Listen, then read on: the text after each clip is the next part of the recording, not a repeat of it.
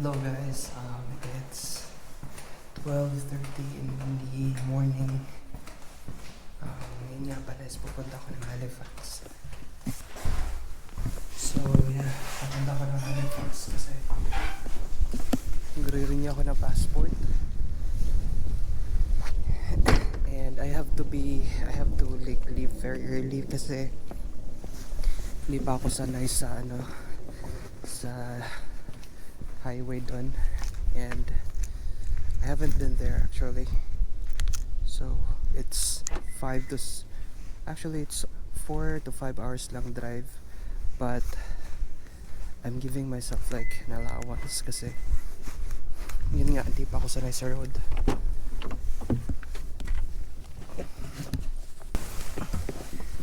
But yeah, I'm gonna be vlogging it and then I'm gonna be sharing it to you also, just like for documentation for myself.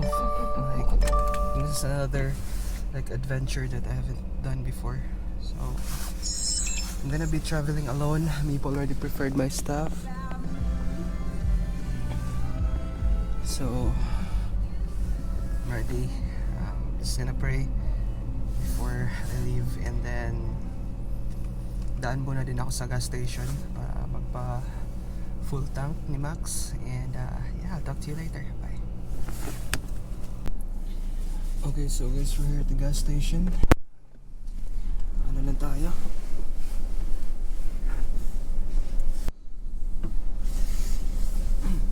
Hindi ako nakapagpagas kasi nag-error yun. So please seek cashier for assistance. Siguro naka-disable yun. This transaction has been cancelled. So hanap na ako ng ibang gas station.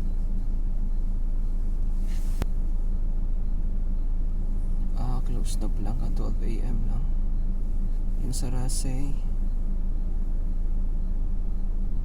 same thing, hanggang 12 AM lang. Okay, so wala tayong choice. Balik tayo dun sa Petro-Canada. Okay, so guys, we have a problem. I've been to 2 gasoline station already and they're all closed. So kailangan ko nang magpagas kasi maubos na yung gas ko, and I can't leave Saint John if hindi ako naka full tank kasi ang lalayo ng mga gas station dito. So I found one in Google and I'm gonna try to check it out. Sana open to 24/7, and yeah, first challenge for this trip. Talk to you in a bit.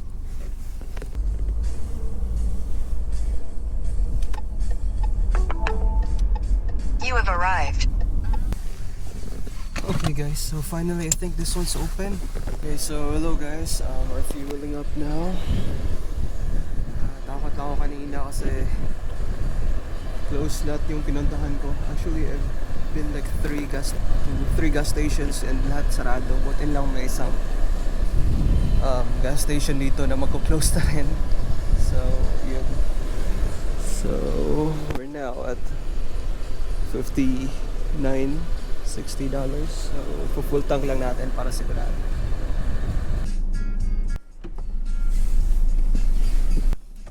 Okay, so we're back. Ready na tayo. Set ko lang yung GPS. Okay, naset ko na. Estimated time is 2 hours. It's 211 kilometers. So, let's go. 2 hours later. Okay, so hello guys. I've been driving for 1 hour and 30 minutes, and we're here. Dito na tayo sa part of Moncton, and nag-rest lang ako saglit. May gasoline station dito. So, yeah, may subway din. Siguro makakagamit na rin ako ng CR. So, yan, pahinga muna. Maaga tayong dumating dito. It's 2:30. still 2:37 in the morning. So yeah, we're ahead of schedule. Thank you, Max, for the good ride, the smooth ride. Yun guys, makikisir lang ako dun sa subway, tapos kain siguro muna ako saglit. A few moments later.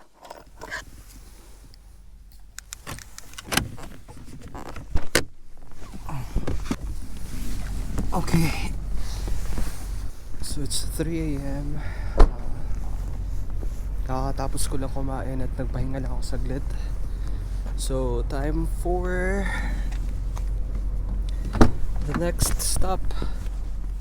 Punta na tayo sa border ng Nova Scotia and New Brunswick. So it's gonna be I think it's gonna be like 1 hour and 15 minutes. Yeah, buti na lang nakapahinga ako, nakakain, nabusog, and ready to drive ulit. So ganyan din guys pag nagbabiyahe kayo, especially dito sa Canada, kasi aantukin kayo sa highway. Sobrang smooth na takbo, tapos walang masyadong iba kasi yung lane ng opposite direction. So talagang yung lane mo is lahat same kayo ng ng pupuntahan, kaya ang tendency is aantukin ka. So it's better to like set a time na kung saan ka hihinto, kahit hindi ka pa masyadong pagod. Huwag mo nang hintayin na mapagod ka. Just set a time, plan your route para para hindi masyadong stressful yung biyahe niyo. So yeah, set ko lang, and then I'll talk to you again pag nasa border na ako ng Nova Scotia. A few moments later. We're now entering Nova Scotia. Represent ko lang tong vaccination card ko, tapos yung travel registration form. Kailangan mo nga palang fill outan yan before you decide to enter Nova Scotia. So yan, I'll update you in a bit. Okay guys, so we're here here at Halifax Nova Scotia, but I think the office is still closed. So this is the office.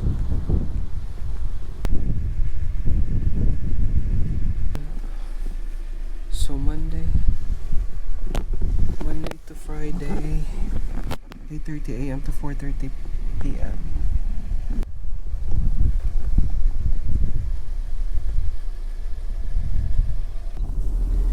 Okay, so hello guys.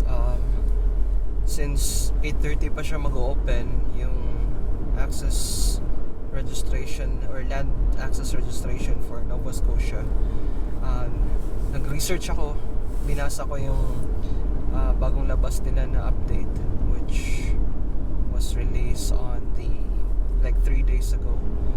Sinabi naman doon na if you're traveling from Atlantic provinces, which New Brunswick is part of, pwede ka ng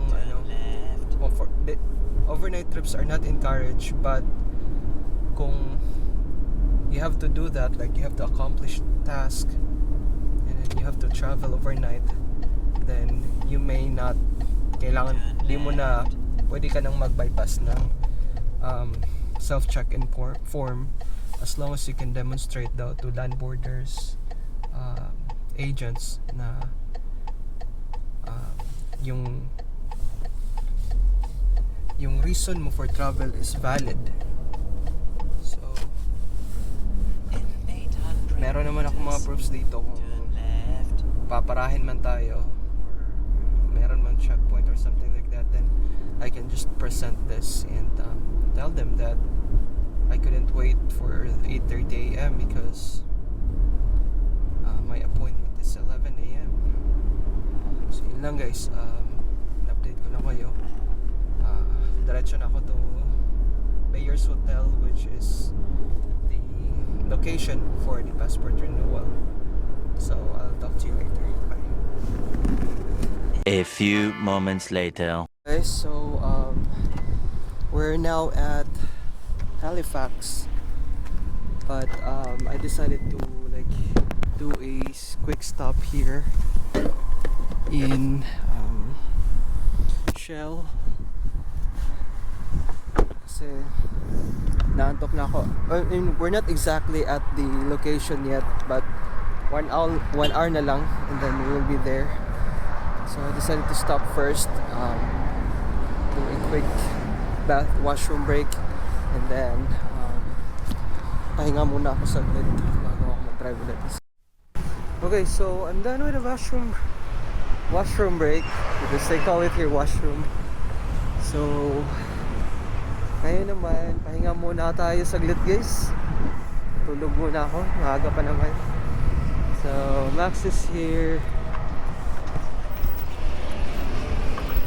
Tulog muna tayo saglit and then mahaba-habang meron pa tayong 1 hour drive para dumating dun sa Bayers Hotel.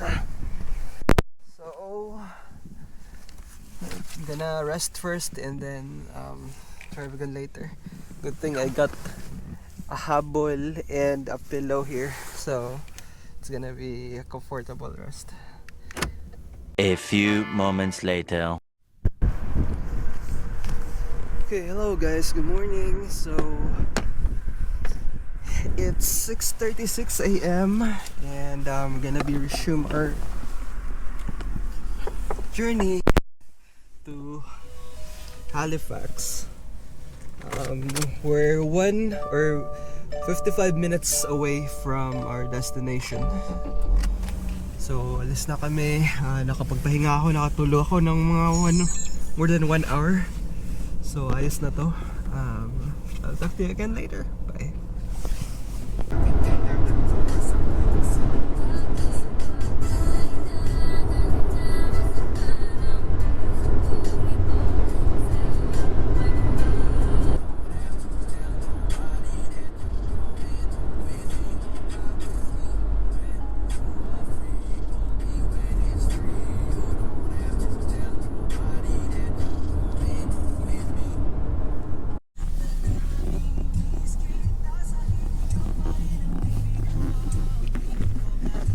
Okay, so hello guys, we're here at Halifax Hotel, Halifax Tower Hotel, and yeah, thank you so much Lord for bringing us safe here, bringing me safe here, and it's still 7:42 a.m.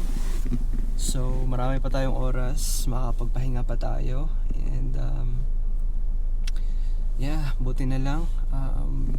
Medyo in-observe ko lang nanibago ako kasi yung papasok na dito sobrang daming kotse sa Saint John wala naman masyadong kotse pag sa highway, pero dito ang dami. So yeah, it's like more first impression of Halifax is like more of a like city-ish compared to Saint John and Moncton. So yeah, I think I'm just gonna prepare my stuff here and I'll talk to you again later. Bye.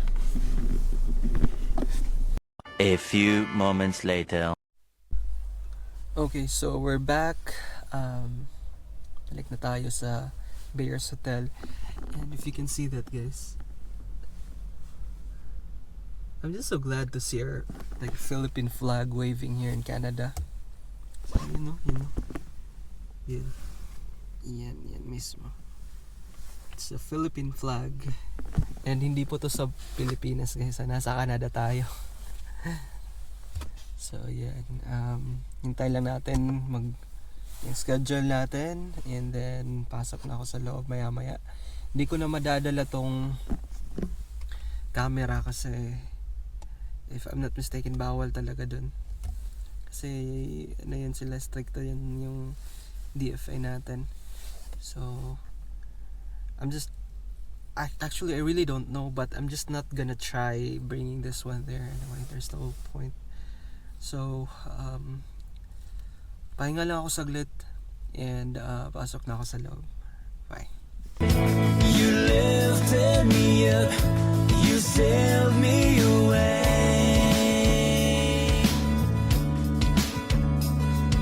The world gives and turns.